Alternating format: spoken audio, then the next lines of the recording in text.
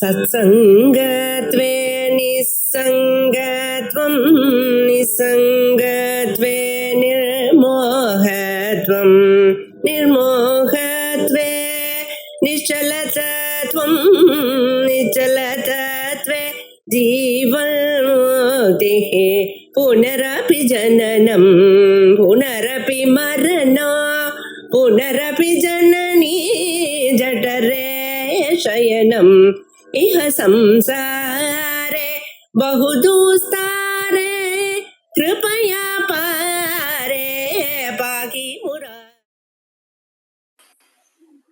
श्री गुरुभ्यो नमः।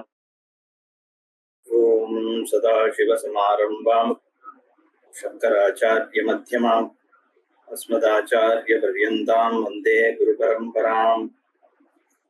श्रुतिस्मृतिपुराणानाम् आलयं करुणालयं नमामि भगवत्पादं शङ्करं लोकशङ्करं। शङ्करं शङ्कराचार्यं केशवं बादरायणं सूत्रभाष्यकृतौ वन्दे भगवन्तौ पुनः पुनः। ईश्वरो गुरुरात्मेति मूर्तिभेदविभागिने व्योमवद्व्याप्तदेहाय दक्षिणामूर्तये नमः। ऋकारस्सन्धकारो वै ऋकारस्तन्निवर्तकः अन्धकारनिरोधित्वात् गुरुरित्यभिधीयते। ॐ सहनाववतु सहनौ भुनक्तु सह वीर्यङ्करवावहै तेजस्विनावधीतमस्तु मा विद्विषावहैः। ओम शांति शांति शांति। ओम आप्यायन्तु ममाङ्गानि वाक्प्राणश्चक्षुश्रोत्रमतो बलमिन्द्रियाणि च सर्वाणि सर्वं ब्रह्मोपनिषदं माहं ब्रह्म निराकुर्याम् मा ब्रह्म निराकरोत्। अनिराकरणमस्तु निराकरणं मे अस्तु तदात्मनि निरतेय उपनिषत्सु धर्मास्ते मयि सन्तु। ओम शांति शांति शांति। अथ प्रथमोऽध्यायः। ओमित्येतदक्षरम् उद्गीतमुपासीत ओमिति हि उद्गायति तस्योपव्याख्यानम्।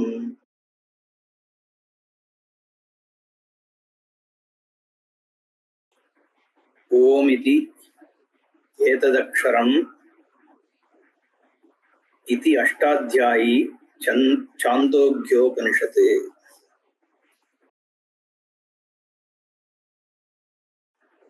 छान्दोग्य उपनिषत्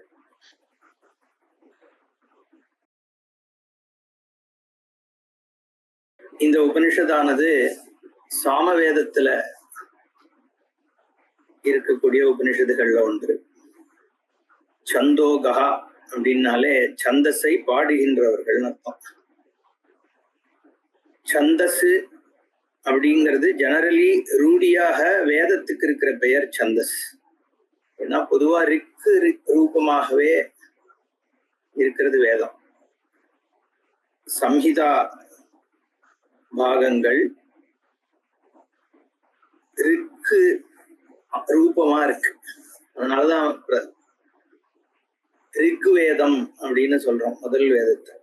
அது முழுக்கவே சம்ஹிதா ரூபமாக இருக்கு. சம்ஹிதைனா சந்தஸ் இருக்கக்கூடிய ரிக்கா இருக்கும் மந்திரங்கள். திருஷ்டுப்பு அனுஷ்டுப் ஜெகதி இந்த மாதிரி காயத்ரி இந்த மாதிரி சந்தஸோடு இருக்கும். அதனால பொதுவாகவே வேதத்திற்கு சந்தஸ்ன்னு ஒரு ரூடினா ஓவர் டைம் ஒரு அசோசியேஷன்னால சந்தஸ்ங்கிற பெயர் வழங்கப்படுறது. ரிக்வேதம் சம்ஹித பிரதானமாக இருந்தாலும் மற்ற வேதங்கள் பிராமண ஆரண்யகம் பிரதானமாக இருக்கு. எஸ்பெஷலி யஜுர்வேதம். சாமவேதத்தை பொறுத்த வரைக்கும் அநேகமா ரிக்வேத ரிக்குகளையே எடுத்து அதை கானமா பாடுறதுனால சந்தோகா சந்தஸ பாட்டா பாடுகிறவர்கள் அர்த்தம். அவர்களுடைய உபனிஷத் இது அப்படிங்கிறதுனால இதற்கு சாந்தோக்கியோ உபனிஷத் அப்படிங்கிற பெயர் வந்திருக்கு. கேன உபனிஷத் இது மாதிரி மற்ற உபனிஷத்துகளும் சாமவேத உபனிஷத்துகள் இருக்கு. ஆனா இந்த சாந்தோக்கிய உபனிஷத் ரொம்ப பிரதானமான ஒரு உபனிஷதாக கருதப்படுறதுக்கு காரணம் தத்துவமசிங்கிற மகா வாக்கியமானது இந்த சாந்தோக்கிய உபனிஷத்துலதான் இடம்பெறுறது. பிரகதாரண்யத்துக்கு சமமான ஒரு உபனிஷதாக இந்த சாந்தோக்கிய உபனிஷத் பார்க்கப்படுறது.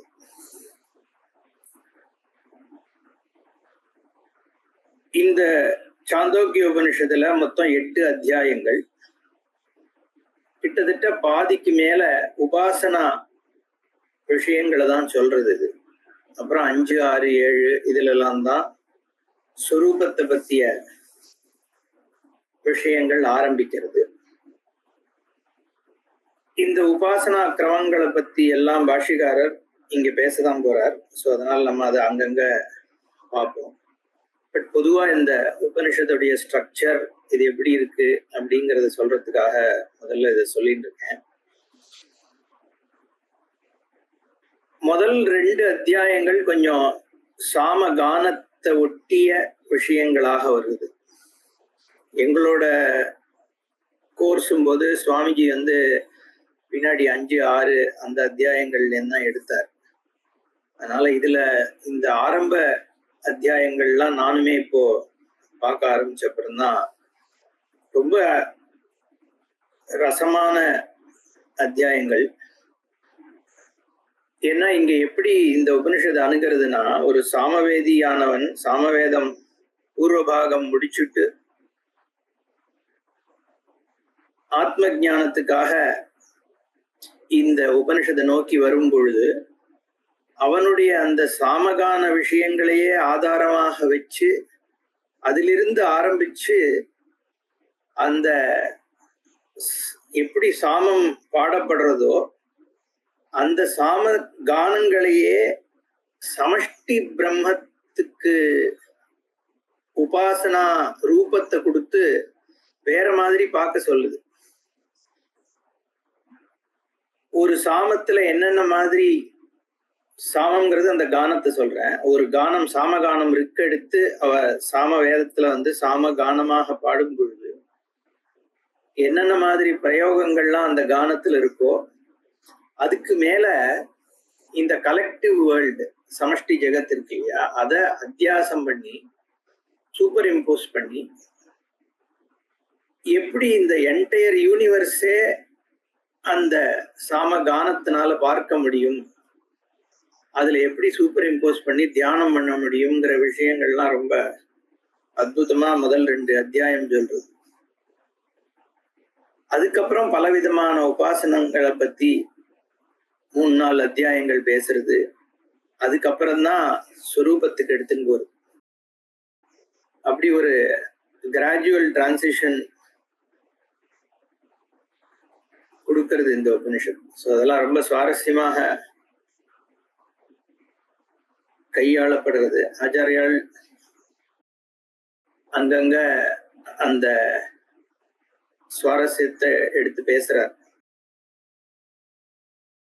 இப்போ இந்த 8 அத்தியாயங்கள் கூடிய இந்த சாந்தோக்கிய உபனிஷத்துக்கு முதல்ல ஒரு சம்பந்தம் கொடுக்கிறார், இன்ட்ரடக்ஷன். ஓமிதி ஏததக்ஷரம் இத்தியாதி அஷ்டாத்தியாயி சாந்தோக்கியோபனிஷத்து. முதல் வாக்கியம் ஓமித்யேததக்ஷரம் அப்படின்னு ஆரம்பிக்கும். ஓமித்யேததக்ஷரம் உத்கீதம் உபாசீத ஓமிதிஹி யத் காயதி உத்காயதி தஸ்ய உபவ்யாக்கியானம் ஏஷாம் பூதானாம் பிருத்திவீரசः பிருத்திவ்யா அபோரசः அபாம் ஓஷதயோரசः ஓஷதீனாம் புருஷோரசः புருஷஸ்ய வாக்ரசः வாசः ரிக்ரசः ரிச்சः சாமரசः சாம்னா உத்கீதோரசः ச ஏஷ ரசானாம் ரசதமः பரமः பரார்த்தியோ அஷ்டமோ யதுத்கீதः அப்படின்னு ஆரம்பிக்கிறது. நம்ம அர்த்தம் பார்ப்போம். இப்படி இது ஆரம்பிக்கிறதுனால பாஷ்யகாரர் ஓமித்யேததக்ஷரம் இத்தியாதி அப்படின்னு ஆரம்பிக்கிறார். ஆனா அது ஏன் இத சொல்லி ஆரம்பிக்கிறார்ன்றதுக்கு டீக்காக்காரர் ஒரு காரணம் சொல்றார். பொதுவாக எந்த ஒரு கிரந்தத்தை இயற்றினாலும் மங்கள ஆச்சரணம்னு ஒண்ணு ஆரம்பத்துல ஒரு பிரார்த்தனை இருக்கணும். ஏன்னா ஒரு கிரந்தத்தை செய்யும் பொழுது எந்த ஒரு காரியத்தை எடுத்துட்டாலுமே அந்த காரியத்துல விக்னங்கள் ஏற்படுறது சுபாவம். அப்போ எடுத்துட்டு இருக்கிற அந்த காரியம் பூர்த்தி ஆகணும் அப்படிங்கிறது முக்கியம். எந்த ஒரு விஷயத்தை எடுத்துட்டாலும் அதை பாதியில விடுறதுங்கிறது நம்ம சம்பிரதாயத்துல சரியாக கருதப்படாது. எந்த அண்டர்டேக்கிங்கா இருந்தாலும் அது பாதியில விடக்கூடாது. ஒரு உபவாசத்தை எடுத்துட்டா கூட எடுத்துக்கிறதுன்னு சங்கல்பம் பண்ணிட்டா உயிர் போனாலும் அதை பண்ணி முடிக்கணும் அப்படிங்கிறது நம்மளோட சம்பிரதாயம். அப்போ இந்த கிரந்தத்தை பண்றதுன்னு ஆரம்பிச்சுட்டு அது முடியணும் அப்படிங்கிற ஒரு சங்கல்பம் இருக்கு. ஆனா எல்லா அண்டர்டேக்கிங்கும் சக்சஸ்ஃபுல்லா முடிஞ்சிடும் அப்படின்னு நிச்சயம் கிடையாது. ஏன்னா எல்லா விஷயங்களும் எல்லா ஃபேக்டர்ஸும் நம்ம கண்ட்ரோல்ல இல்லை. அதுதான் ஃபேக்ட். இன்ஃபேக்ட் நம்மளோட எக்ஸிஸ்டன்ஸே நம்ம கண்ட்ரோல்ல இல்லை. அது தவிர இந்த மாதிரி ஒரு அண்டர்டேக்கிங் எடுத்துக்கும் பொழுது பலவிதமான வெவ்வேறு விதமான பிரதிபந்தங்கள் வரும். நம்ம இருந்தாலும் நமக்கு வேற டைவர்ஷன்ஸ் வந்துடலாம். எத்தனையோ விஷயங்கள் நமக்கு தெரியாது இல்லை. பலவிதமான ஃபேக்டர்ஸ் பிரதிபந்தமாக வர வாய்ப்பு இருக்கு. அது எல்லாமே நம்ம டைரக்ட் கண்ட்ரோல் பண்ண முடியாது. அப்ப அதிலிருந்து என்ன தெரிய வருதுன்னா, இது நமக்கு அப்பாற்பட்ட ஒரு காரணங்கள்னாலதான் இந்த பிரதிபந்தங்கள் ஏற்படக்கூடும் அப்படிங்கிறதுனால இதுக்கு அதிருஷ்டமான காரணங்கள் இருக்கு அப்படின்னு சாஸ்திரம் சொல்றது. அதிருஷ்டம்னா கண்ணுக்கு தெரியாத காரணங்கள். அதை புண்ணிய பாபம் கர்மான்னு சொல்றோம். இதுலலாம் சமஷ்டி கர்மா கூட ஒரு காரணமாக இருக்கும். இப்போ ஆச்சாரியால் சாந்தோக்கிய உபனிஷத்துக்கு பாஷ்யம் பண்ணாருன்னா அது அவருடைய பெனிஃபிட்டுக்காக மட்டும் இல்லையே, உலகத்துக்காக பண்ணார். எத்தனை கோடான கோடி பேர் இன்னி வரைக்கும் இந்த சாந்தோக்கிய பாஷ்யத்தை படிச்சுதானே இத்தனை ஞானிகள், இவ்வளவு மகான்கள், இத்தனை மோட்சம் அடைஞ்சிருக்கா இவ்வளவு பேர். அன்னைக்கு அவர் உட்கார்ந்து பண்ண இந்த ஒரு கிரந்தம் எத்தனை ஆயிரம் வருஷம் நமக்கு இன்னும் தெரியாது. ஆச்சாரியர்களோட காலம் 500 BC-லேருந்து 800 AD வரைக்கும் பலவிதமாக சொல்லப்படுறது. அப்போ அன்னைக்கு அவர் பண்ண இந்த விஷயம் இத்தனை வருஷமாக காலங்காலமாக தேசங்கள் முழுக்க, பாரத தேசம் மட்டும் இல்லை, இன்னைக்கு பாரத தேசம் இத்தனுண்டா இருக்கு. அதுக்கு முன்னாடி இப்ப இருக்கிற ஆப்கானிஸ்தான், கிரீக்கு, அதெல்லாமே இந்த வாமன புராணம் கிளாஸ் எடுத்துட்டு இருக்கேன். அதுல யவனர்கள், துருஷ்கர்கள், சீனர்கள்லாம் சொல்லப்படுறது. அவர்கள்லாம் பாரத தேசத்தினுடைய அங்கமாகவே அந்த புராணங்கள் அன்றைய காலகட்டங்கள்ல அவ சொல்லிட்டு இருக்கா. அப்போ அங்க டர்க்கிலேருந்து நார்த்ல ஆரம்பிச்சு இங்க வெஸ்ட்ல கிரீக்கு, ஆப்கானிஸ்தான், இதெல்லாம் நம்ம புராணங்கள்ல நம்ம தேசத்தினுடைய அங்கமா சொல்லப்படுறது. கிழக்க சீனம், இதெல்லாம். அதே மாதிரி சவுத்துல இந்தோனேஷியா, சிங்கப்பூர்லாம் வருது. இப்போ இத்தனை தேசங்கள்ல எத்தனை விதமான ஞானிகள், இந்த ஒரு தமிழ்நாடு எடுத்துட்டாலே ஒரு ஊருக்கு ஊரு ஞானிகளும் சன்னியாசிகளும் இருந்த காலம் நமக்கு தெரிஞ்சிருக்கு. அப்படி பாரத தேசம் முழுக்க எத்தனை ஆயிரக்கணக்கான லட்சக்கணக்கான மக்களுக்கு வழிகாட்டின் இருக்கிறது இந்த கிரந்தம், இந்த பாஷ்யம். அப்போ அத்தனை பேருடைய பிராரப்தமும் சேர்ந்துதானே இந்த கிரந்தத்துக்கு காரணமாக இருக்கு. இப்ப எத்தனை விதமான விக்னங்கள் இதுக்கு இருக்கக்கூடும்.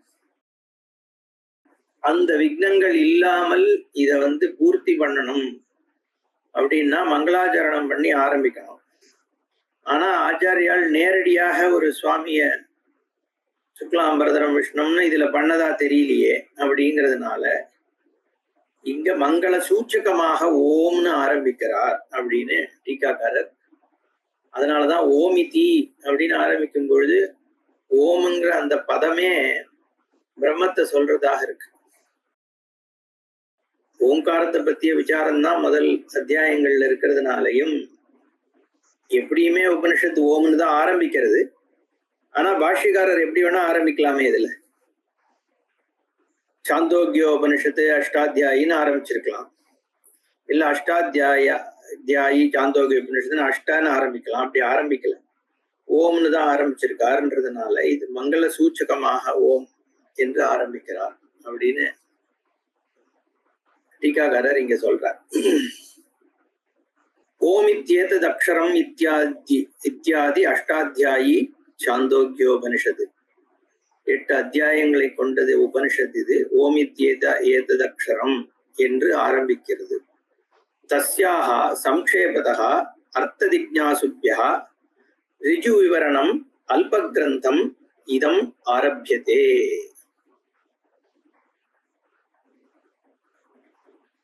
விஷயம், அதிகாரி, சம்பந்தம் இதெல்லாம் அனுபந்த சதுஷ்டயம்னு 4 விஷயம் பொதுவாக எந்த ஒரு கிரந்தம் ஆரம்பிச்சாலும் சொல்லணும். எதை பத்தி சொல்ல போறோம், ஏன் சொல்ல போறோம், யாருக்காக சொல்ல போறோம், இதை சொல்றதுனால அவனுக்கும் இதுக்கும் என்ன சம்பந்தம், இதெல்லாம் சொல்லணும். ஏன்னா ஏகப்பட்ட கிரந்தங்கள் ஏற்கனவே இருக்கே, நீ புதுசா இந்த கிரந்தம் பண்ண வேண்டிய அவசியம் என்ன? சாந்தோக்கிய உபனிஷத்துக்கு ஆச்சாரியால் காலத்துல கிரந்தங்கள் இருந்துன்னு இருக்கு. இதுல முக்கியமா என்ன புரிஞ்சுக்கணும்னா, ஆச்சாரியால் அவர் தான் அத்வைதத்தை ஸ்தாபனம் பண்ணார் அப்படின்லாம் இன்னைக்கு சொல்லிட்டு இருக்கோம், சொல்லிட்டு இருக்கார்கள். அதுவும் நம்ம ஹிஸ்டரி புக்ல எல்லாம் ஆதிசங்கராச்சாரியா ஃபவுண்டட் அத்வைதா பிலாசபின்னு அப்படிலாம் கிடையாது. ஆச்சாரியால் சம்பிரதாய கிருத்து கிடையாது, சம்பிரதாய வித்து தானே சொல்லிக்கிறார். ஏன்னா அவர் தன்னுடைய குரு கோவிந்த பகவத்பாதர், கௌடபாதர் இவாள்லாம் பண்ண கிரந்தத்துக்கு இப்ப மாண்டூக்கிய காரிக்கையில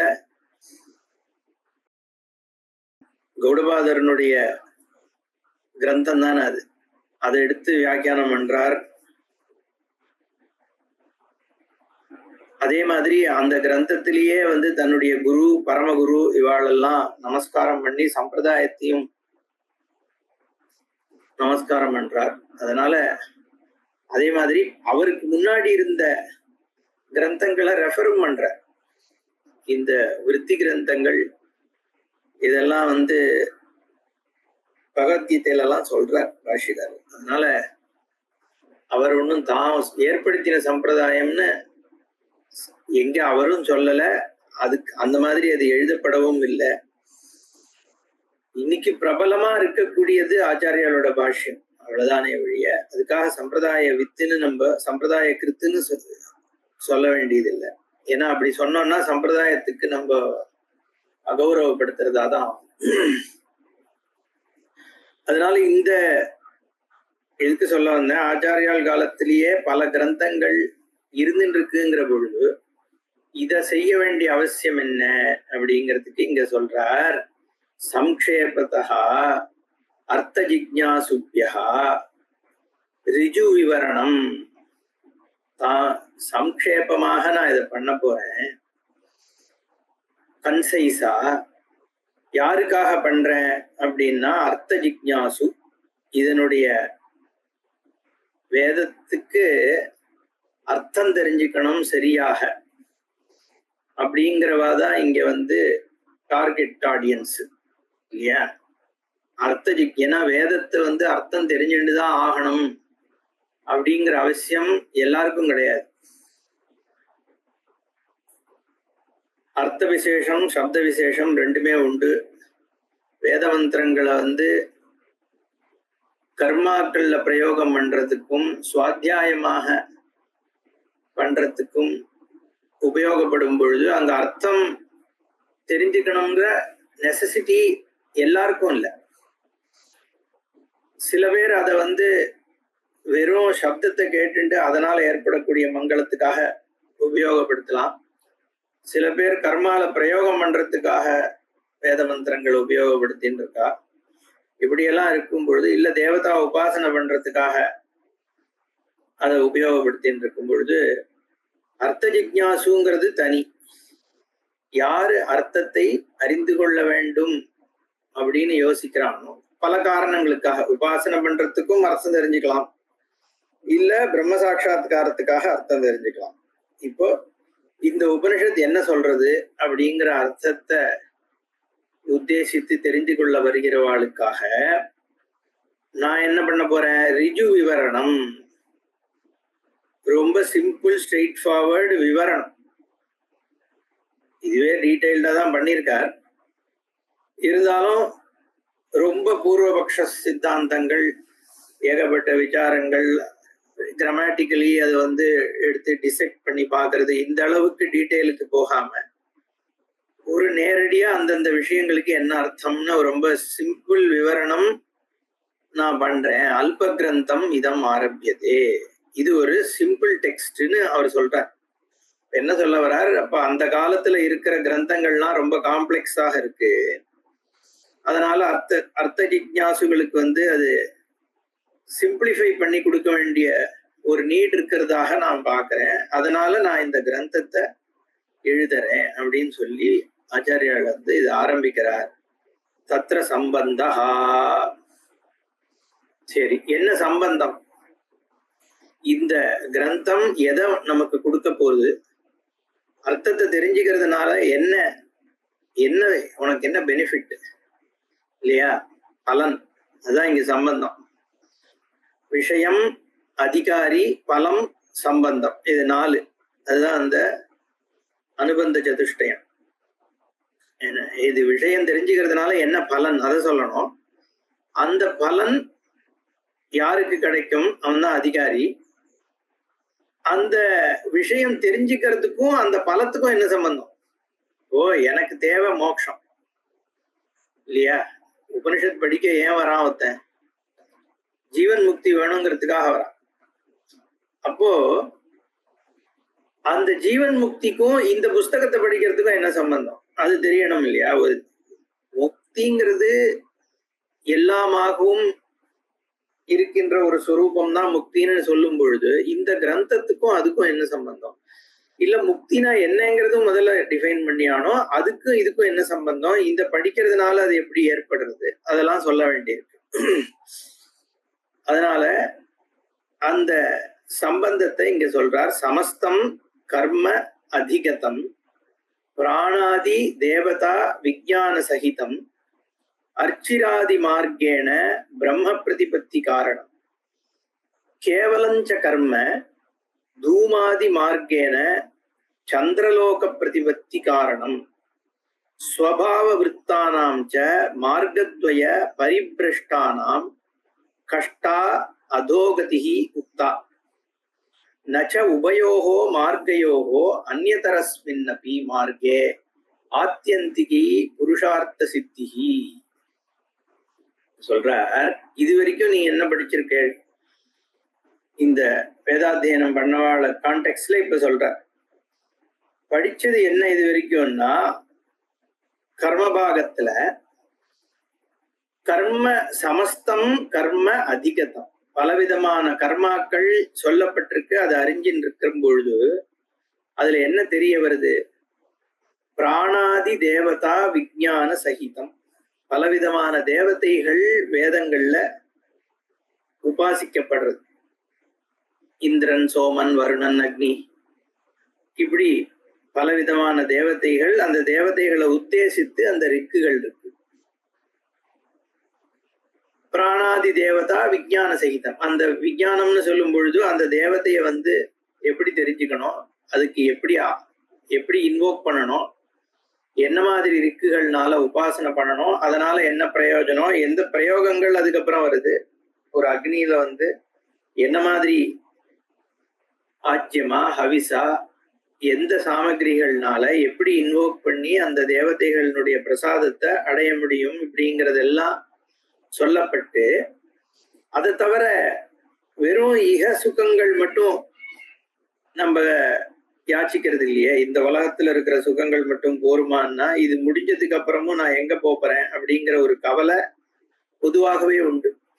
நான் வந்து இவ்வளவு லிமிட்டட் தானா, இந்த உலகத்துல வந்தேன், ஏதோ சாப்பிட்டேன், வாழ்ந்தேன், இவ்வளவுதானா, இதுக்கப்புறமும் நான் வந்து இருக்க போறேனா, இருந்தா நான் எங்க போறேன், அங்க போறதுக்கு என்னோட லைஃபை நான் எப்படி செக்யூர் பண்ணிக்கலாம், எல்ஐசி மாதிரி என்ன இங்கேயும் இதுக்கு அப்புறமும் ஜீவன்கே சாத் பி ஜீவன்கே பாத் பி அதை சொல்றான். அது மாதிரி இதுக்கு அப்புறம் என்ன அப்படிங்கிற ஒரு விஷயம் இருக்கிறதுனால அதுவுமே வேதம் சொல்லியிருக்கு. அர்ச்சிராதி மார்க்கம் அர்ச்சிராதி மார்க்கம் தூமாதி மார்க்கம்னு 2 மார்க்கம். பகவானும் பகவத்கீதையில அதை பத்தி எல்லாம் பேசுறார்.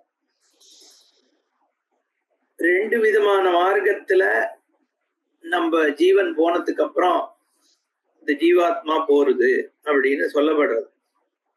ஒண்ணு ஸ்வேத மார்க்கம், இன்னொன்னு தூம மார்க்கம்னு வெண்மையான அந்த மார்க்கத்து வழியாக, அதுதான் அர்ச்சிராதி மார்க்கம்னு சொல்றது. போகும்பொழுது பிரம்மலோகத்தை போய் அடையறான். புண்ணியாத்மாக்கள் இந்த கர்மாவை பண்றவாள்லாம் அங்க போறான்னு சொல்லியிருக்கு. உத்தராயணத்துல சுக்லபக்ஷத்துல போய் அந்த மார்க்கம் வழியாக போய் பிரம்மலோகங்கள் இதெல்லாம் அடையிறதுன்னு, அப்படி அந்த மாதிரியான ஒரு கர்மா இல்லாதவா கேவலஞ்ச கர்ம,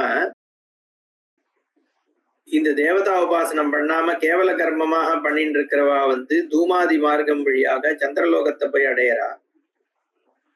கர்மாவே பண்ணாம வெறும் சுவாபாவிகமான ஒரு வாழ்க்கையை வாழ்ந்துட்டு வியர்த்தம் பண்ணிட்டு இருக்கவன் இந்த 2 மார்க்கமும் இல்லாமல் அதோகதியை போய் அடையறான்னு சொல்றது பூர்வபாகத்துல சொல்லியிருக்கு. அதனாலதான் மற்ற சம்பிரதாயங்கள்லாம் இந்த மாதிரி லோகங்களுக்கு போறதுதான் வேதத்தினுடைய ஒரே பர்போர்ட் அப்படின்னு சொல்ற சில சம்பிரதாயங்கள்லாம் இருக்கு. ஆனா இங்க பாஷ்யக்காரர் சொல்றார், இதெல்லாம் சரி, இந்த மார்க்கம் வழியாக போறதெல்லாம் பரமார்த்த விஷயமா? ஏன்னா இது எல்லாமே புண்ணியம் இருக்கிற அளவுக்கு தான் அந்த லோகங்கள்ல இருக்க முடியும். புண்ணியம் தீர்ந்துடுத்துனா திருப்பி இங்கதான் வந்தாகணும். ஏன்னா எதுவுமே காலத்தினால அடையப்பட்ட விஷயங்கள் நிரந்தரமா இருக்க முடியாது. காலத்தினால அடைஞ்சா காலத்தினால நாசமாகதான் ஆகும். சம்யோகா வியோகாந்தகான்னு யதா கர்மஜித்தோ லோகா க்ஷீயத்தே ததா புண்ணியக்ஷித்தோ லோகா அப்படின்னு கீதையில சொல்றாருன்னா, இங்க புண்ணியம் தீர்ந்துட்டா திரும்பி வர வேண்டிதான் அப்படிங்கிறது இருக்கு. அதனால இது அத்தியந்த புருஷார்த்த சித்தி இதனால கிடைக்காது. என்னதான் மார்க்கங்கள் வழியா நீ போனாலும் டூரிசம் மட்டுமே போராது. அது உனக்கு நீ தேடுற விடுதலையை அது கொடுக்காது. அப்படிங்கிறதுனால நச்ச உபயோகோ மார்க்கையோகோ அந்நியதரஸ்மின் அப்படி மார்க்கே ஆத்தியந்திகி புருஷார்த்த சித்திகி. இந்த மார்க்கத்துல போனாலும் சரி, அந்த மார்க்கத்துல போனாலும் சரி, அந்த எந்த மார்க்கத்திலையும் அத்தியந்த புருஷார்த்த சித்தி, நீ உண்மையாக எதை தேடின்னு இருக்கியோ அதை அடைய முடியாது. உண்மையா அதனாலதான் ஆத்தியந்திக்கு புருஷார்த்த சித்திகின்னு சொல்றாருங்க. புருஷார்த்தம்னா புருஷேன்னு அர்த்தியத்தை, எல்லாரும் என்னத்தை விரும்புறோமோ அது புருஷார்த்தம். அத்தியந்தமாக எதை விரும்புறோம், கடைசியாக என்ன வேணும், எனக்கு இந்த சுத்தின்னு இருக்கிற இந்த தொல்லை இருக்கே, புத்தி இங்கேயும் அங்கேயும் அங்கேயும் இங்கேயும் அல்லாடின்னு இருக்கோம் இல்லையோ, அதுவே ஒரு துக்கமா தான் இருக்கு. நம்மளோட எக்ஸிஸ்டன்ஸே துக்கமா இருக்கு. ஏன்னா எப்ப பார்த்தாலும் புத்தி என்னத்தையோ தேடின்னு இருக்கு. அது சிலது கிடைக்கிறது, சிலது கிடைக்கல, சிலது கிடைக்கும் போதே துன்பம் ஏற்படுறது, சிலது கிடைச்சதுக்கு அப்புறம் துன்பம் ஏற்படுறது. என்ன அதை தவிர என்னை பத்தி மக்கள் பேசுறது, அது இப்படி பண்ணிட்டான் அப்படி பண்ணிட்டான், அந்த ஹர்ட் வேற, இல்ல நம்மளே கண்ட்ரோல் இல்லாம பண்ண தப்புகளுக்காக கில்ட் வேற, இதெல்லாம் சேர்ந்து அல்லாடின்னு இருக்கிற நம்ம என்ன எதிர்பார்க்கிறோம், இது எல்லாத்துல இருந்து விமோச்சனம் வரணும் பாருனா, நீ அர்ச்சிராதி மார்க்கம் வழியா போய் அங்க உட்கார்ந்தா உனக்கு விமோச்சனம் வந்துரும்னா ஒத்துக்கிறதா புத்தி? எங்க போனாலும் நான் நானாதான் இருக்க போறேன்றதுனால இந்த மார்க்கங்கள்லாம் எனக்கு அத்தியந்த புருஷார்த்த சித்திய கொடுக்காதுன்னு புரியுது. அப்போ இந்த உபனிஷத் அந்த கான்டெக்ட்ல தான் ஆரம்பிக்கிறதுன்னு சொல்றார். இத்யதா கர்ம நிரபேட்சம் அத்வைத ஆத்ம விஜானம் சம்சார கதித்ரய ஹேத்து உபமர்த்தேன வக்தவ்யம் இது உபனிஷத்து ஆரம்பியதே. அதனால கர்மாவை அபேட்சிக்காமல் இந்த மார்க்கங்கள் எல்லாம் என்ன, நீ பண்ற கர்மா, அதுல வரக்கூடிய புண்ணியம், அந்த புண்ணியத்தினுடைய அபேட்சையில தான் இந்த லோகங்கள் போகிறதும் எத்தனை நாள் இருக்குங்கிறதும் இருக்கு. கர்ம அபேட்சை தான். கர்மாவை நான் சரியா பண்ணலன்னா அது பாதி தான் பண்ணியிருக்கேன், சரியா பண்ணாம இல்லைன்னா பாதி தூரம் போயிட்டு திரும்பி வந்துட வேண்டியதான். ஏன்னா அந்த கர்ம பரிபக்குவத்தை ஆசிரியிச்சுதான் இருக்கு. அந்த கர்மா எவ்வளவு தூரம் நான் சபலமா பண்ணிருக்கேங்கிறது நிச்சயம் கிடையாது இல்லையா? எந்த ஒரு வைதிக கர்மாவா இருக்கட்டும், லௌகிக கர்மாவாக இருக்கட்டும், நம்ம எவ்வளவு பிரயத்தனம் பண்ணாலும் அது சம்பூர்ணமாக அடையறதான்னா நிச்சயம் கிடையாது. அப்போ கர்மாவை அபேட்சிச்சு இருக்கிறது எல்லாத்துலயும் பூர்ண பலன் கிடைக்க போறது இல்லை. அதனால இங்க கர்ம நிரபேட்சமாக, கர்ம நிரபேட்சம்னா ஞானம்னு அர்த்தம், அது அப்புறம் நம்ம போ பார்க்கலாம். அத்வைதம், அத்வைத ஆத்ம விஞ்ஞானம், இரண்டில்லாத ஒன்றான தன்மை என்கின்ற அறிவு, அதான் அத்வைத ஆத்ம விஞ்ஞானம். சம்சார கதித்ரய ஹேது உபமர்த்தேன வக்தவ்யம் இது. சம்சார கதித்ரயம், 3 விதமான சம்சார கதி ஏற்கனவே பார்த்தோமே. என்ன? அர்ச்சிராதி மார்க்கம், தூமா மார்க்கம், அதோகதி. இந்த 3 கதியும் அப்பாற்பட்ட, இந்த 3 கதிக்கும் அப்பாற்பட்ட நிலை ஒன்று இருக்கு அப்படிங்கிறத சொல்ல வேண்டி இருக்கிறதுனால இந்த உபனிஷத்து ஆரம்பிக்கப்படுகிறது. அப்ப இதுலயே பலன் என்ன? அத்வைத ஆத்ம விஞ்ஞானத்து வழியாக சம்சார நிவிருத்தி பலன், அது இந்த ஞானத்தினால வருது. அத்வைத ஆத்ம விஞ்ஞானத்தினால அந்த சுரூப சித்தி ஏற்படுறதுங்கிற சம்பந்தமும் இங்க சூச்சகமா சொல்லிட்டார். போக போக இன்னும் விஸ்தாரமா பார்ப்போம். ஓம் பூர்ணமத பூர்ணமிதம் பூர்ணாத் பூர்ணமுதச்யதே பூர்ணஸ்ய பூர்ணமாதாய பூர்ணமேவாவசிஷ்யதே. ஓம் சாந்தி சாந்தி சாந்தி. ஹரி ஓம். ஸ்ரீ குருப்யோ நமः. ஹரி ஓம்.